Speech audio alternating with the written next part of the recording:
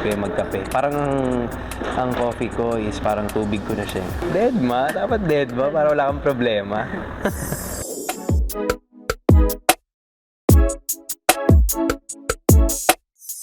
Siguro pinakatahimik. Pinakamadaldal kasi si Kiko eh.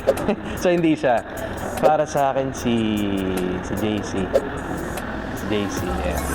Talagang ito yung mga tanungan. Kasi pinagdadiet ako ni Direk ngayon eh. Ano ba?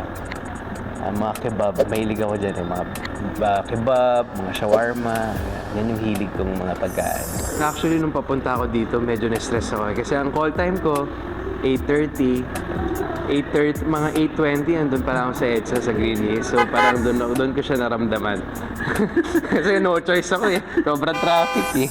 Ang best tambayan para sa akin, yung mga coffee shop. Kasi yan, hilig ko yung magkape. Parang ang coffee ko is parang tubig ko na siya.